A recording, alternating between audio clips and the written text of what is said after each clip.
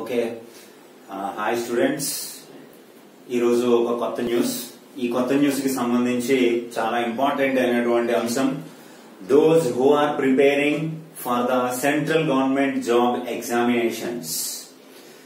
ఈ central government job examinations కోసం ఎవరైతే ప్రిపేర్ అవుతున్నారో వారందరికీ కూడా ఒక అత్యద్భుతమైనటువంటి an excellent decision taken by the union government under the chairmanship of Prime Minister Narendra Modi on August 19, 2020.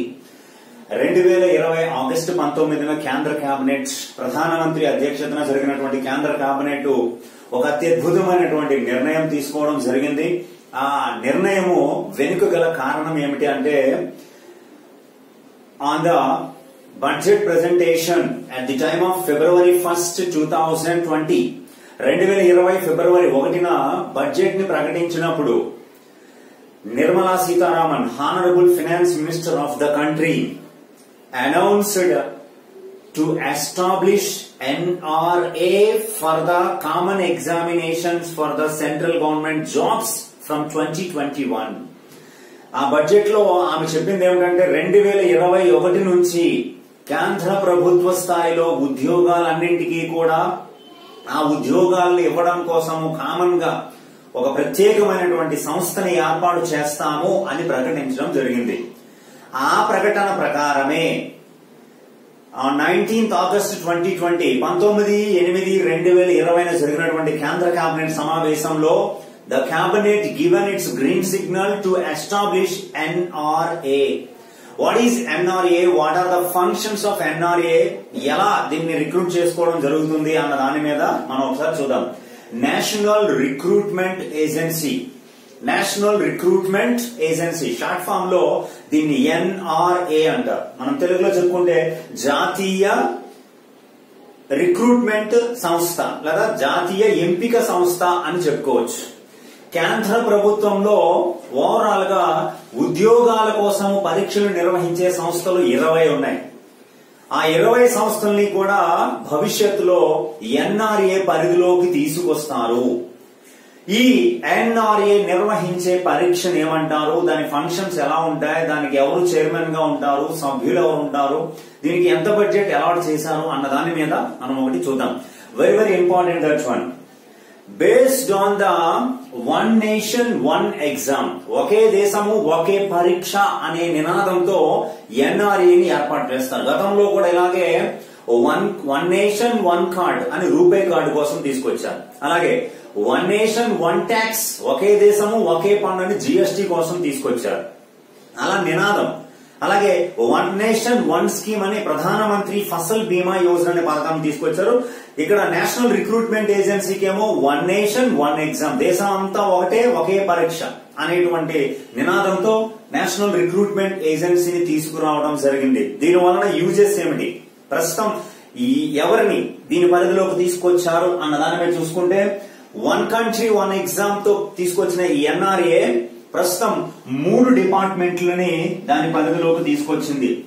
3 recruiting agencies now under the NRA. What are they అంటే, railway recruitment board RRB, staff selection commission SSC and institute of banking personnel selection IBPS లు, ఈ 3 కూడా ప్రస్తుతం NRA పరిధిలోకి తీసుకొచ్చారు.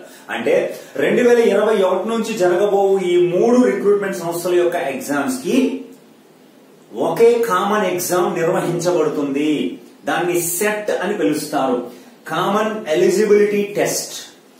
Common eligibility test. ఇప్పటికే AP state లో DSC రాసే వారికి టెట్ అని ఉంటుంది, టీచర్ ఎలిజిబిలిటీ టెస్ట్ అని. అలా ఆ టెట్ క్వాలిఫై అయిన తర్వాతే DSC రాయడం జరుగుతుంది. అలాగే ఇక్కడ వీళ్ళు ఈ కామన్ ఎలిజిబిలిటీ టెస్ట్ లో అభ్యర్థి సాధించినటువంటి మార్కులు ఆధారంగా బ్యాంకింగ్ అయితే బ్యాంకింగ్ అప్లై చేసుకోవచ్చు, SSCకి అయితే SSCకి అప్లై చేసుకోవచ్చు, RRB రైల్వే రిక్రూట్మెంట్ బోర్డుకి అయితే రైల్వే రిక్రూట్మెంట్ బోర్డుకి అప్లై చేసుకోవచ్చు. Present non technical posts category B and category C లో నాన్ టెక్నికల్ పోస్ట్ కి ఒకే పరీక్షను నిర్వహించబోతున్నారు. దీని వలన లాభం ఏమిటి? అయితే ఈ NRA అనేది ఒక స్వయం ప్రతిపత్తి సంస్థగా పనిచేస్తుంది. It is an autonomous body. దీనికి ఒక కేంద్ర స్థాయి సెక్రటరీని, కేంద్ర ప్రభుత్వంలో సెక్రటరీ స్థాయి అధికారిని చైర్మన్ గా నియమిస్తారు. ప్రస్తుతము 3 సంస్థలే దీని పరిధిలోకి వచ్చినాయి కాబట్టి ఆ ఐబిపిఎస్ పరిధిలోని వారు, ఆర్ఆర్బి పరిధిలోని వారు, ఎస్ఎస్సి పరిధిలోని వారు దీంట్లో సభ్యులుగా ప్రస్తుతం ఉంటారు. తర్వాత భవిష్యత్ అంతా కూడా అన్ని సంస్థలు కూడా ఇందులోకి వచ్చేస్తే వారిని కూడా ఇందులో సభ్యులుగా నియమించే అవకాశం ఉంది. అలాగే దీన్ని బడ్జెట్ లో కేటాయించినప్పుడే దీనికి సుమారుగా 1517.57 కోట్లని 3 సంవత్సరాలకి కేటాయించడం జరిగింది. For the next 3 years it was allotted, budget allocated around 1517.57 crores for the next 3 years. అయితే ఈ పరీక్షని రాయటం వలన లాభం ఏమిటి, పరీక్ష వలన ఉపయోగం ఏమిటి, అభ్యర్థులకు ఇది ఈజీ అవుతుందా కష్టం అవుతుందంటే it is very easy for the candidates. అభ్యర్థుల కోసం ఇది చాలా మంచి నిర్ణయంగా మనం చెప్పుకోవచ్చు. ఈ సంస్థ సంవత్సరానికి 2 సార్లు ఈ సెట్ నిర్వహించడం జరుగుతుంది. కామన్ అండ్ ఎలిజిబిలిటీ టెస్ట్ ని 2 times ఫర్ ఎవ్రీ ఇయర్. ఒకసారి రాసిన తర్వాత మళ్ళీ రెండోసారి రాసుకోవచ్చు. ఒక అభ్యర్థి తన రిజర్వేషన్ కేటగిరీని బట్టి ఏజ్ లిమిట్ ఉంటుంది. 42 years 45 years ఈ ఏజ్ లిమిట్ లో తను ఎన్నిసార్లైనా ఈ టెస్ట్ ని రాసుకోవచ్చు.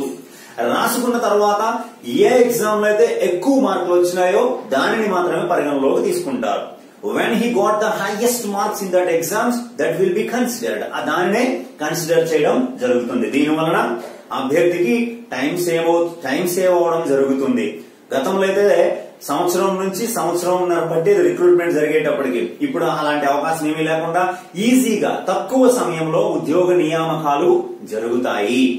అలాగే చాలా ఇంపార్టెంట్ అయినటువంటి ఇంకొక థింగ్ ఏమిటి అంటే, according to that, Minister of Department of Personnel and Training DOPT Jitendra Singh announced on 19th August 2020. దీని ప్రకారము ఇది స్వతంత్ర భారతదేశంలో ఒక విప్లవాత్మకమైనటువంటి మార్పు. It is a revolutionary change in independent India అని ఆయన అనౌన్స్ కూడా చేయడం జరిగింది. అయితే ఈ పరీక్షని దేశంలోని అన్ని జిల్లా కేంద్రాలలో నిర్వహించడం జరుగుతుంది. All district headquarters will be acted as a center for the common eligibility test. Online లో మాత్రమే ఎగ్జామ్ నిర్వహించబడుతుంది. జిల్లాకు ఒక కేంద్రాన్ని ఏర్పాటు చేస్తారు. ఎక్కువగా ఉండేలా ఉంటే మాత్రం 2 centers will be provided at the district headquarters. అలాగే మనకి నీతి ఆయోగ్ ప్రకటించినటువంటి ఆస్పిరేషనల్ డిస్ట్రిక్ట్స్ అని ఉన్నాయి. 117 అంటారు. 117 ఆకాంక్షిత జిల్లాలు అంటారు ఆస్పిరేషనల్ డిస్ట్రిక్ట్స్. అందులో ప్రత్యేకమైనటువంటి వసతులని కల్పించబడతాయి ఎగ్జామినేషన్ సెంటర్లో. పేద మరియు పల్లెటూరులో ఉన్నటువంటి విద్యార్థులు ఎంతో దూరం ప్రయాణం చేసి పరీక్షలు రాయవలసిన అవసరం లేకుండా వారి సొంత జిల్లాల్లో రాసే అవకాశం కల్పించబడుతుంది. That exam will be conducted in 12 languages. ప్రస్తుతానికైతే ఈ ఎగ్జామ్ ని సింగిల్ ఎగ్జామ్ ని 12 భాషల్లో నిర్వహిస్తారు. భవిష్యత్తులో భారత రాజ్యాంగంలోని 8వ షెడ్యూల్లో పొందపరచబడినటువంటి 22 భాషలకి కూడా దీన్ని ఎక్స్టెండ్ చేయడం జరుగుతుంది. దీనికి విస్తరిస్తారు. ప్రస్తుతానికైతే 12 భాషలు, అందులో మన తెలుగు కూడా ఉంది. అలాగే సింగిల్ ఫీ, ఒకేసారి ఫీజు చెల్లిస్తే సరిపోతుంది. అస్తమానం ప్రిలిమ్స్ కు ఒకసారి, మెయిన్స్ కు ఒకసారి, మళ్ళీ ఇంటర్వ్యూలకు ఇలా చెల్లించకుండా సింగిల్ ఫీ, ఒకే ఫీజుని చెల్లిస్తే సరిపోతుంది. సింగిల్ ఎగ్జామ్, ఒకే ఎగ్జామ్ ఉంటుంది. ఒకే సిలబస్, సింగిల్ సిలబస్, ఒకే సిలబస్ ఉంటుంది. ఇంకా అంతకు మించి వేరే సిలబస్ ఏమి ఉండదు. My expectation, according to my expectation syllabus ఏముండొచ్చు అంటే arithmetic, reasoning, English and general affairs, general studies and current affairs. Maybe వీటికి ఎక్కువ ఇంపార్టెన్స్ ఇచ్చే అవకాశం ఉంది. కానీ తర్వాత ఇచ్చిన నోటిఫికేషన్ ప్రకారం సిలబస్ పూర్తి స్థాయిలో మనకి తెలుస్తుంది. అలాగే single syllabus, single exam, single fee మనకు అందుబాటులో అత్యద్భుతంగా ఎగ్జామ్ నిర్వహించబడుతుంది. ఒకసారి మీరు పరీక్ష రాసిన తరువాత ఆ స్కోర్ 3 సంవత్సరాలు చెల్లుబాటులో ఉంటుంది. 3 years వ్యాలిడేటెడ్. 3 years లో మీరు జాబ్ సాధించలేకపోతే మళ్ళీ రాసుకోవచ్చు, మంచి స్కోర్ ని సాధించవచ్చు. కాబట్టి సంవత్సరానికి 2 సార్లు ఎగ్జామ్ నిర్వహించబడుతుంది. 3 సంవత్సరాలు మీరు సాధించినటువంటి మార్కులు మీ పరిగణలోకి ఏది హైయెస్ట్ అయితే దాన్ని పరిగణలోకి తీసుకోవడం జరుగుతుంది. అయితే ఇక్కడ ఈ ఎగ్జామినేషన్స్ పాయింట్ ఆఫ్ వ్యూలో చాలా ఇంపార్టెంట్ అయినటువంటి అంశం ఏమిటంటే 10th class క్వాలిఫికేషన్ మీద జరిగేటువంటి ఎగ్జామ్స్ కి ఆ బేస్ లో ఎగ్జామ్ నిర్వహిస్తారు. ఇంటర్మీడియట్ బేస్ లో జరిగిన క్వాలిఫికేషన్ తో ఎగ్జామినేషన్స్ కి ఆ రేంజ్ లో ఎగ్జామ్ నిర్వహిస్తాం. డిగ్రీ స్థాయిలో జరిగేటువంటి ఎగ్జామ్స్ కి ఆ రేంజ్ లో ఎగ్జామ్ అంటే దేనిది దానికి నిర్వహించడం జరుగుతుంది. అలాగే చాలా ఇంపార్టెంట్ అయినటువంటి కీలకమైనటువంటి ఈ అంశాలు NRA చాలా ఇంపార్టెంట్, అది నిర్వహించే సెట్ కూడా ఇంపార్టెంట్. సిలబస్ నోటిఫికేషన్ రాగానే సిలబస్ కూడా మనకి అనౌన్స్ చేయడం జరుగుతుంది. ఆ సిలబస్ ప్రకారం మనం ప్రిపేర్ అవ్వాలి. ప్రిపేర్ అయిన తర్వాత మనకి అవసరమైనటువంటి IBPS అయితే IBPS, RRB అయితే RRB, SSC అయితే SSC ఎగ్జామ్స్ కి ఫర్దర్ గా మనం చదవాల్సినటువంటి అవసరం ఉంది.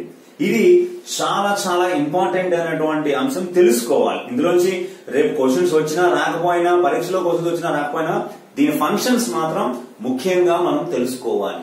ఇది మాత్రం ఎట్టి పరిస్థితుల్లో చాలా చాలా చాలా ఇంపార్టెంట్ అయినటువంటి అంశము. Thank you. ఫర్దర్ అప్డేట్స్ కోసం మన రేణు అకాడమీని ఫాలో అవుతూ ఉండండి, సబ్స్క్రైబ్ చేయండి. Thank you.